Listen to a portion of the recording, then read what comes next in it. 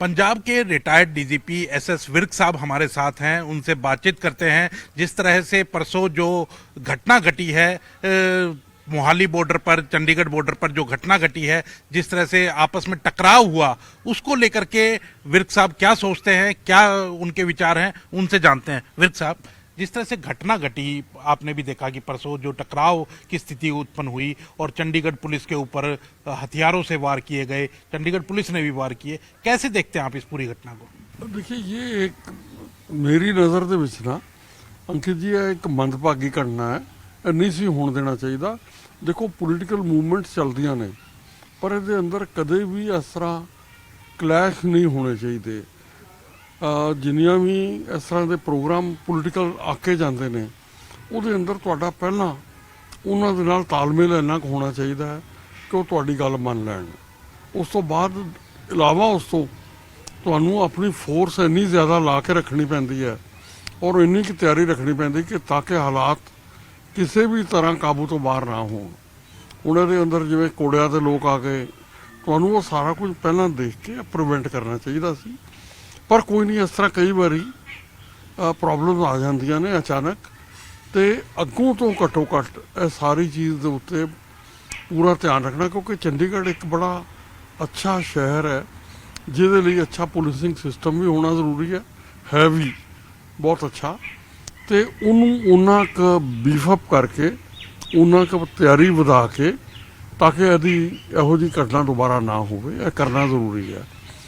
ਤੇ ਮੇਰਾ ਆਪਣਾ ਖਿਆਲ ਹੈ ਕਿ ਜੇ ਇਹੋ ਜਿਹੀਆਂ ਮੂਵਮੈਂਟਸ ਜਿਹੜੀਆਂ ਨੇ, ਉਹਨਾਂ ਦਾ ਜਿਹੜਾ ਕੈਪੀਟਲ ਸਿਟੀ ਹੁੰਦਾ ਉਹਦੇ ਉੱਤੇ ਕਦੇ ਨਾ ਕਦੇ ਫਾਲੋ ਆਊਟ ਹੋਣਾ ਜ਼ਰੂਰੀ ਬਣ ਜਾਂਦਾ ਹੈ, ਕਿਉਂਕਿ ਕਿਸੇ ਨੇ ਮੰਗ ਪੱਤਰ ਦੇਣਾ ਹੈ, ਕਿਸੇ ਨੇ ਕੋਈ ਹੋਰ ਐਜੀਟੇਸ਼ਨ ਕਰਨੀ ਹੈ, ਕਿਸੇ ਨੇ ਡੈਪੂਟੇਸ਼ਨ ਲੈ ਕੇ ਜਾਣਾ, ਉਹ ਸਾਰਾ ਕੁਝ ਜਿਹੜਾ ਹੈ ਉਹ ਭਾਵੇਂ ਘਟਨਾ ਸਟੇਟ ਦੇ ਅੰਦਰ ਘਟਦੀ ਹੈ, ਪਰ ਉਹਦਾ ਜਿਹੜਾ ਨਤੀਜਾ ਨਿਕਲਣਾ ਉਹ ਕੈਪੀਟਲ ਸਿਟੀ 'ਚ ਨਿਕਲਣਾ, ਚੰਡੀਗੜ੍ਹ 'ਚ।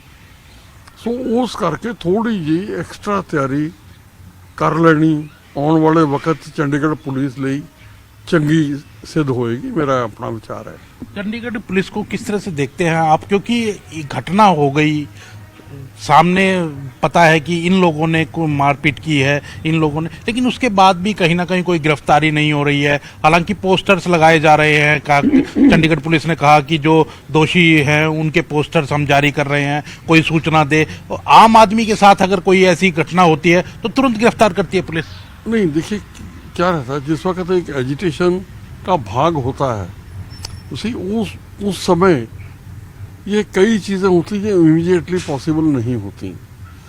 मेरा अपना विचार जो है, मैं मतलब जिवें पुराने टाइम ਦੇ ਵਿੱਚ ਇੱਕ ਕਾਨੂੰਨੀ ਤੌਰ ਦੇ ਉੱਤੇ ਜੇ ਤੁਸੀਂ ਦੇਖੋ, ਤੇ ਮੇਰਾ ਨਹੀਂ ਖਿਆਲ ਕਾਨੂੰਨੀ ਤੌਰ ਦੇ ਉੱਤੇ ਚੰਡੀਗੜ੍ਹ ਪੁਲਿਸ ਕਿਸੇ ਤਰ੍ਹਾਂ ਕਮਜ਼ੋਰ ਪਏਗੀ। ਜੇਕਰ ਉਹਨਾਂ ਨੇ ਉਹ ਸਾਰਿਆਂ ਦੇ ਇਸ਼ਤਿਹਾਰ ਛਾਪੇ ਨੇ, ਤੇ ਮੈਨੂੰ ਯਕੀਨ ਹੈ ਕਿ ਕਾਨੂੰਨੀ ਤੌਰ ਦੇ ਉੱਤੇ ਵੀ ਉਹਨਾਂ ਦਾ ਪਿੱਛਾ ਕਰਨਗੇ ਔਰ ਉਸ ਚੀਜ਼ ਨੂੰ ਨੇਪਰੇ ਚਾੜਨਗੇ, ਉਹਨੂੰ ਜਿਹੜਾ ਲੌਜੀਕਲ ਕੰਕਲੂਜਨ ਹੈ ਉੱਥੋਂ ਤੱਕ ਲੈ ਕੇ ਜਾਣਗੇ। बंदी सिखों की रिहाई के लिए ये पूरा मोर्चा लगा हुआ है, उसको किस तरह से देखते हैं? लगातार अब सरकार बातचीत भी कर रही है, जब ये कलेश पड़ा है तो उसके बाद बातचीत भी चल रही है, तो आप किस तरह से देखते हैं बंदी सिखों की रिहाई? देखो अंकित जी, ਤੁਸੀਂ ਕਿਸੇ ਨੂੰ 14 ਸਾਲ ਦੀ ਸਜ਼ਾ ਦੇ ਦਿੰਦੇ ਹੋ, ਜਦੋਂ ਉਹਦੀ ਸਜ਼ਾ ਦਾ ਟਾਈਮ ਪੂਰਾ ਹੋ ਗਿਆ ਤੇ ਕੀ ਉਹ ਬੰਦਾ ਆਜ਼ਾਦੀ ਦਾ ਹੱਕਦਾਰ ਨਹੀਂ ਹੈ? ਜਦੋਂ ਉਹਦੀ ਸਜ਼ਾ ਖਤਮ ਹੋ ਗਈ, ਉਹਨੂੰ ਬਾਹਰ ਲੈ ਆਉਣਾ ਚਾਹੀਦਾ ਹੈ, ਮੇਰਾ ਆਪਣਾ ਇਹ ਵਿਚਾਰ ਹੈ। ਔਰ ਜੇਕਰ ਵੱਖਰੀਆਂ ਵੱਖਰੀਆਂ ਸਟੇਟਸ ਦੇ ਵਿੱਚ ਉਹ ਬੰਦੇ ਹੈਗੇ ਨੇ, ਉਹਦੇ ਸਟੇਟਸ ਦਾ ਰੋਲ ਵੀ ਹੁੰਦਾ ਹੈ, ਤੇ ਮੈਨੂੰ ਯਕੀਨ ਹੈ ਕਿ ਉਹ ਸਾਰਾ ਕੁਝ ਹੈਂਡਲ ਕੀਤਾ ਜਾ ਸਕਦਾ ਹੈ। ਪਰ ਕੋਈ ਵੀ ਬੰਦਾ ਜਿਹਦੀ ਜੇਲ੍ਹ ਟਰਮ ਪੂਰੀ ਹੋ ਗਈ ਹੈ, ਉਹਨੂੰ कदे भी अंदर नहीं रखना चाहिए, उन्होंने बाहर ले आना चाहिए। तो सरकार की क्या मजबूरी देखते हैं, क्योंकि अभी आप भी भारतीय जनता पार्टी में हैं, तो क्या मजबूरी देखते हैं केंद्र सरकार की कि वो रिहा नहीं कर पा रहे हैं? बार बार पॉलिटिकल पार्टियां हैं वो मांग कर रही हैं, उसके बावजूद भी रिहाई नहीं हो रही है। देखिए, मेरे ख्याल में ये अलग अलग स्टेट्स के अंदर ये इश्यूज रेज हो चुके हैं और ये देख रहे हैं कि वो छोड़े तो मैं छोड़ूं, तो उसके लिए क्योंकि ये घटनाएं अलग अलग स्टेट में हुई हैं, तो शायद ये लोग एक मत बना नहीं पा रहे हैं। मेरे ख्याल में देखिए, कानून के तौर पे अगर सजा खत्म हो गई, कोई भी स्टेट हो बाहर ले आना चाहिए, जिनकी रह गई उनकी कंप्लीट होने पे छोड़ दिया जाए। आप एक अधिकारी भी रहे हैं और अब कहीं ना कहीं कहीं पार्टी में आ गए हैं, तो नेता भी कह सकते हैं आपको, लेकिन नेता नहीं कहेंगे, लेकिन आप कहीं ना कहीं कोई एडवाइस करेंगे कि इसके ऊपर एक्शन लेना चाहिए? जहां जहां भारतीय जनता पार्टी की गवर्नमेंट है वहां तो एक्शन जरूर होना ही चाहिए। नहीं, देखिए क्या रहता है, कभी भी जहां जो कानून तोड़ते हैं उनके साथ पेश सख्ती से आना चाहिए, ये जरूरी है। मगर वो काम करते हुए संवेदनशीलता कभी छोड़नी नहीं चाहिए। और दूसरा, कोई भी पॉलिटिकल मूवमेंट है, कौन लोग हैं, वो देश से बाहर से आए हुए लोग तो नहीं है, हमारे अपने समाज के लोग हैं। उनके साथ एक तालमेल रख के और उस चीज़ को मॉनिटर किया जा सकता है, संभाला जा सकता है, कंट्रोल किया जा सकता है। मगर वो सारा कुछ करते हुए उसके साथ पूरी तरह से अपनी तैयारी फोर्स की भी रखनी पड़ती है आपको। ये ऐसे टकराव की स्थितियां उत्पन्न ना हो, क्योंकि आप भी खुद अधिकारी रहे हैं, तो कई बार आपके सामने भी इस तरह के किस्से आए होंगे कि टकराव की स्थिति उत्पन्न ना हो, क्या करना चाहिए? देखिए, कई बार मैं आपको एक एग्जांपल देता हूँ छोटी सी। मैं एडिशनल डीजी इंटेलिजेंस था, कैप्टन अमरिंदर सिंह जी हमारे मुख्यमंत्री थे। मैं स्टडी कर रहा था स्टेट के हालात को, तो मैं देख रहा था हर साल किसान एजिटेशन करते थे और उसके बाद उनसे बातचीत की जाती थी।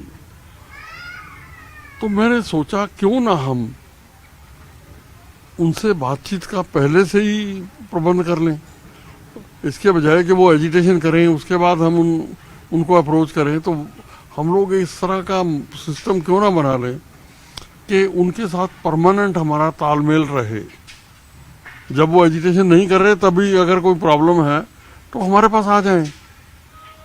अच्छा, और देखिए, कानूनी जस्टिस देना हमारा फर्ज है, हमारा धर्म है पुलिस अधिकारी होने के नाते, और समाज में शांति रहे ये भी हमारा फर्ज है।